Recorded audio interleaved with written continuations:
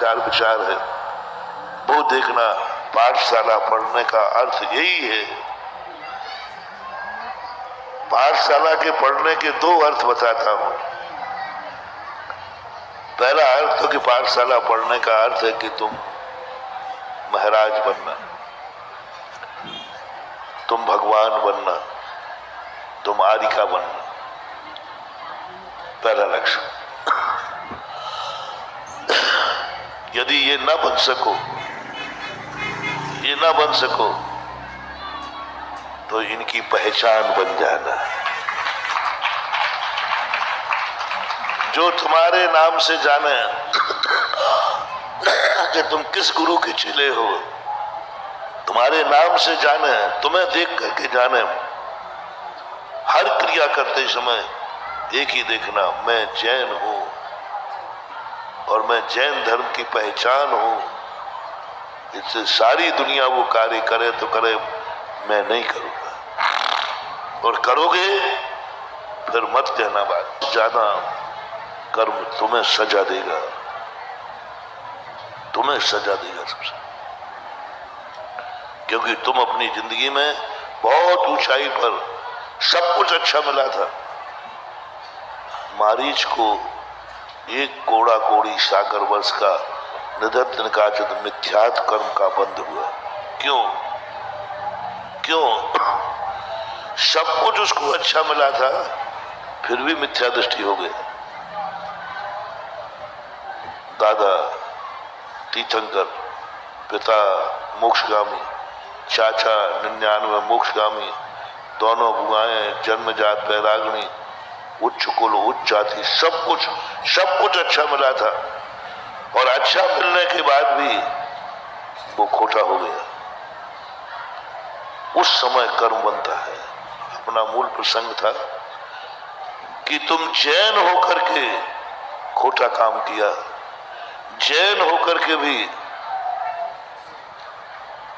तुमने जैनत्व का उपयोग नहीं किया, तो तुम्हारी संभावना, ये कर्म तुम्हें ऐसी निगाह उसमें डालेगा कि तुम दिन भर खूब उपकार करोगे लेकिन पुण्यात्मा नहीं कहलाओगे। जैसे अभी हमने जल अग्नि वायु का बताया, ये सबसे ज्यादा वो ही है जिन्हें सब कुछ मिला था, उनका उपयोग नहीं किया। आप जैन हैं, जैनत्व को आप समझें। उज्ज्वल अमृतचंद सूरी महाराज ने एक उदाहरण देकर के समझाने का प्रयास करता हूं, शायद समझ जाओ। संसार में सब मानव है, सब मानव जाति है, कोई अंतर नहीं। शूद्रा के 2 पुत्र कहे, इसी के लिए नीतिकारों ने 2 तोतों पे घटाया। 2 तोते थे एक मां के, दोनों तोतों के बेटे उड़ गए। मां ने बराबर जन्म दिया था, दोनों को पाला था, बड़ा किया था। उड़ने के बाद एक कसाई के पास चला गया, पापी के पास चला गया, जिस घर में दिन भर कलह होती थी, मारो काटो, अवक्ष खाते थे, ये करते थे। और एक तोता एक अच्छे विद्वान के यहाँ चला गया। वो उसकी मुडेर पर बैठकर प्रतिदिन पाठ सुनता था, श्लोक सुनता था। जो आता था, आइए साहब, सत्कार करता था। दोनों एक माँ के बेटे। और उसने इतने श्लोक सीख लिए, इतना सम्मान सीखा, इतनी इज्जत सीखी, जो कोई आवे, जय जनान साहब, आइए साहब, बैठिए साहब, और इतने अच्छे अच्छे शब्द बोलने लगा और बढ़िया श्लोक सुनावे। तोता सुन सकता है, तोता बोल भी लेता है। और वो दूसरा तोता, जो कोई आवे गालियां देवे, दुनिया भर के बुरा बोला। 2 फूल साथ फूले, किस्मत जुदा जुदा है, एक शीश पे चढ़ा है और एक धूल में पड़ा है।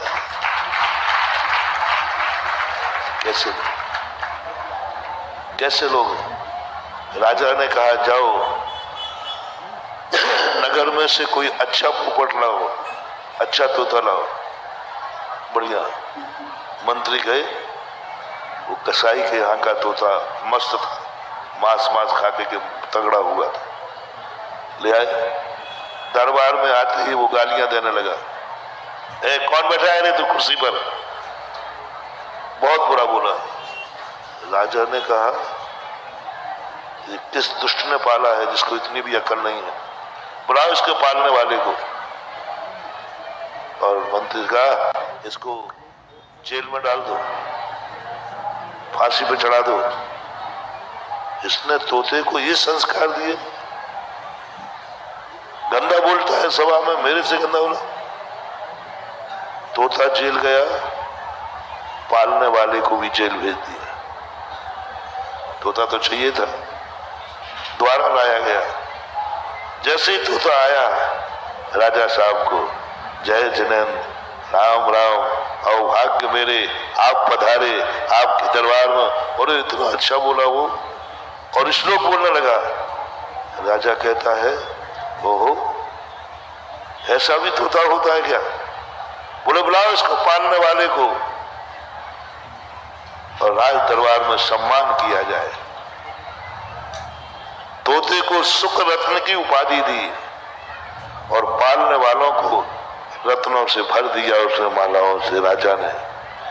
अब बोलो, स्वयं सम्मान पाया और अपने पालने वाले को सम्मान दिला दिया।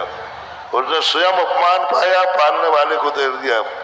ये दोनों में से आपको इस अधिवेशन का, जो पाठशाला के बच्चे नहीं आए हैं, जो पढ़ाने वाले मास्टर बच्चे हैं जो पढ़ाते हैं, और जो भी लाइव में सुन रहे हो, सभी के लिए मेरा ये तोते वाला उदाहरण जरूर सुना देना। ये अधिवेशन का प्रसाद है। और कल का प्रवचन तो प्रत्येक माँ बाप को सुनना ही है। कल का प्रवचन किसको है? माँ बाप।